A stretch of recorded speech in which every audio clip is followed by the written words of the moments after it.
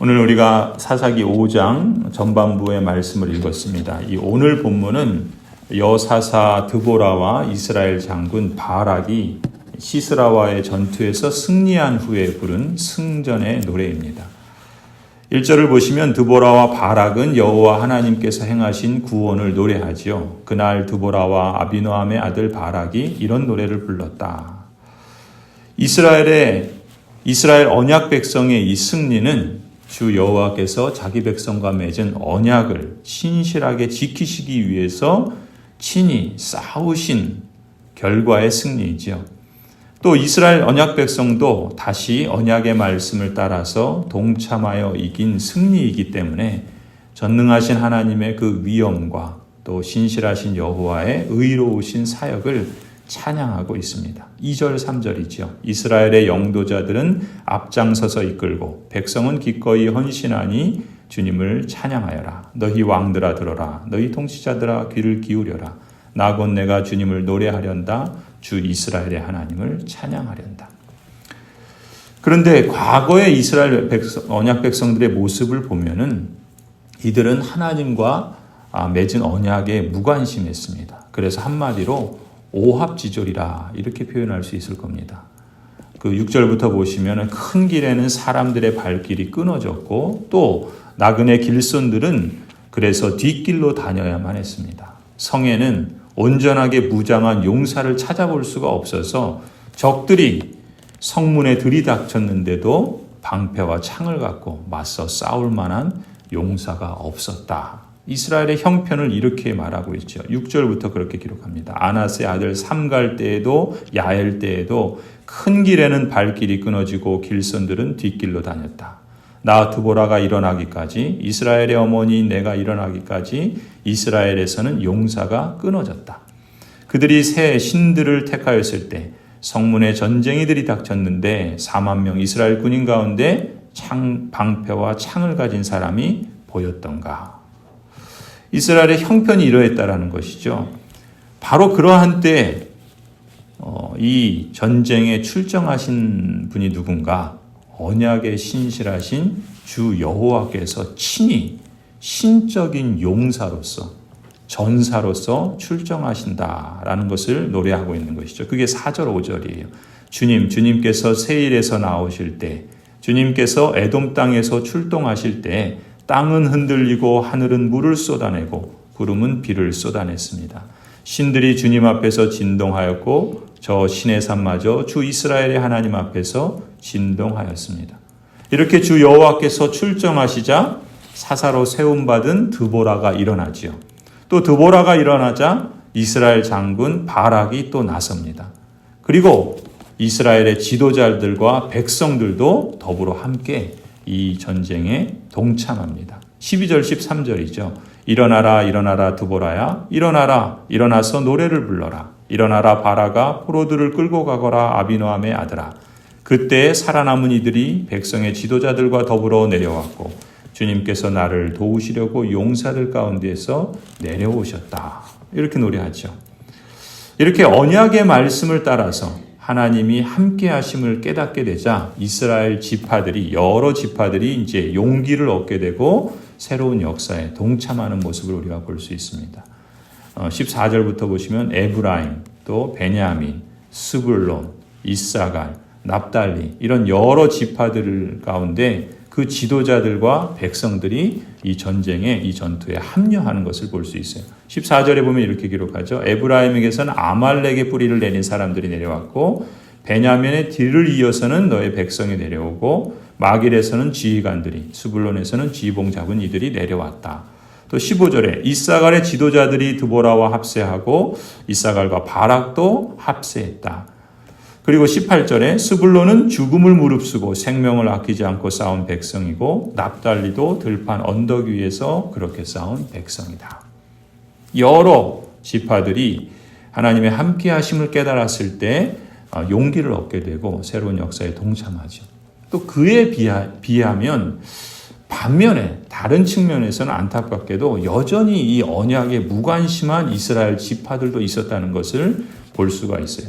그게 루벤이 그랬고 길르앗이 그랬고 단 아셀 지파가 그랬습니다. 16절부터 17절이 그런 거예요.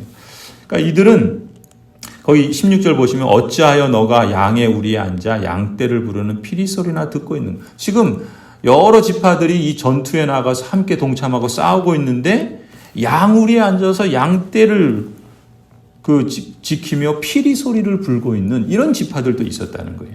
그 루벤 지파가 그랬다는 거죠. 루벤 지파에서는 마음에 큰 반성을 하였다.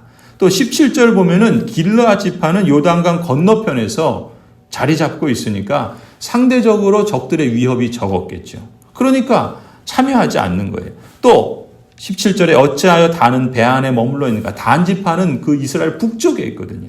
그러니까 이들도 역시 배 안에 그냥 머물러 있기만 하는 거예요.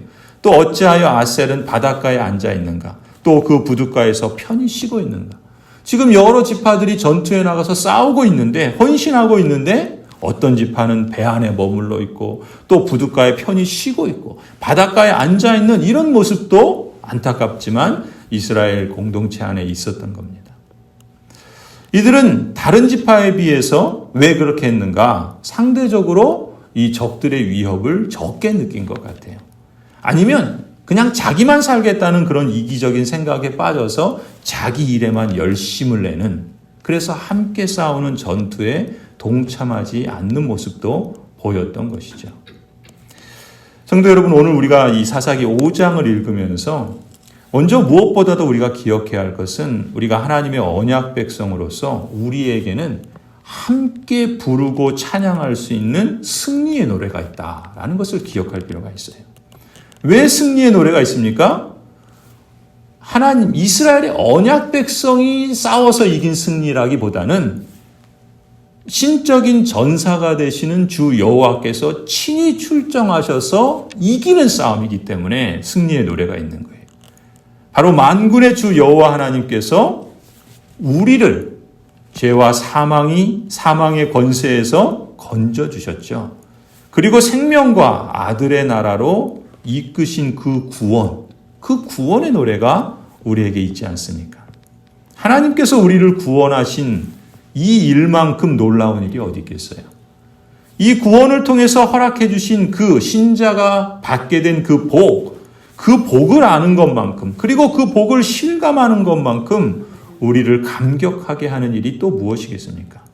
오늘 우리가 찬송한 것처럼 측량할 수 없는 하나님의 그 능력과 그치지 않는 사랑, 그리고 우리를 받아주시는 한없는 하나님의 그 긍휼하심, 그것이 지금 이때 사사시대의 이스라엘 백성들에게만 있는 것이 아니라 오늘 우리에게도 지금도 우리의 삶의 자리마다 함께 하시기 때문에 우리에게 노래가 있지 않겠습니까? 그 하나님께서 지금 오늘 우리의 삶의 자리에서도 함께 하실 뿐만 아니라 역사해 주시는 줄 믿습니다. 시편의 성도가 노래한 것처럼 오라, 우리가 주님께 즐거이 노래하자. 우리를 구원하시는 반석을 보고 소리 높여 외치자. 오늘 우리 앞에 놓인 상황이 무엇이든지 간에 우리가 그 일로 인해서 염려하기 전에, 근심하기 전에 먼저 우리의 입술과 우리 마음에서 주님을 찬양하며 하루를 시작했으면 좋겠습니다. 우리에게 영원한 구원, 또 진정한 승리를 주시는 여호와 하나님을 노래하며 부를 때 에스겔 48장에 여호와 샴마, 그러죠. 여호와 삼마, 우리의 삶의 자리에 함께 계시는 여호와 삼마 되시는 하나님께서 여호와 니시, 출애굽기 17장에 말씀하시는 것처럼 우리에게 승리의 깃발을 드높이게 하실 줄 믿고 우리가 하나님을 신뢰해야 할 줄로 믿습니다. 또 오늘 본문에서 우리가 기억해야 할 것은 우리는 지금 이 땅에서 영적 전투의 삶을 살아갑니다.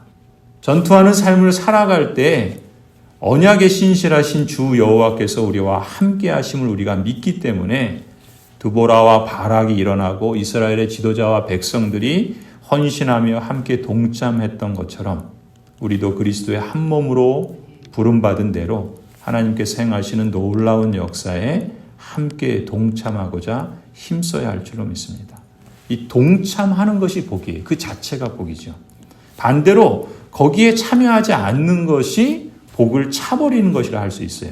사실 여러 지파들이 뭐 바다에도 거하고 부둣가에도 거하고 뭐 양떼를 치면서 노래를 부르고 또 쉬면서 그렇게 자신의 일에만 빠져 있던 것이 오히려 적들의 안전에 상대적으로 좀 더 멀리 있고, 그래서 자신은 괜찮은 것처럼, 그래서 그 전투에 참여하지 않는 것이 오히려 복인 것처럼 그렇게 생각했지만, 오늘 이 드보라의 노래를 보면 이 동참하는 것이 복이고 또 불참하는 것이 복을 차버리는 것이다 라는 것을 우리가 확인할 수 있어요. 왜 그렇습니까? 하나님의 그 승리의 기쁨과 그 승리에 함께 동참하는 영광을 이들은 맛보지 못하는 거예요. 또 거기에 함께하지 않았기 때문에 왠지 소외감을 느끼면서 그 지도자들과 백성들에게 불만과 불평을 표현하겠죠. 그리고 내일 본문이지만 드보라의 이 노래에는 저주가 있습니다. 그것은 무엇인가? 그 하나님의 역사 가운데 동참하지 않고 스스로 그 화를 자초하는 이러한 것에 대한 저주가 있어요. 이 얼마나 어리석고 안타까운 일입니까? 반대로 더불어 함께 동참하는 헌신을 통해서 하나님을 향한 우리의 감사와 찬양이 더욱더 하나님을 영화롭게 하는 줄을 믿습니다. 그뿐만 아니라 언약에 신실하게 응답하는 성도라면 누구나 하나님이 주시는 이 승리의 영광과 평강에 함께 참여하는 기쁨을 누리게 되는 줄로 믿습니다. 바라기는 평강의 하나님께서 친히 때마다 일마다 여러분과 함께 해 주시고 평강 주시기를 간절히 축원합니다.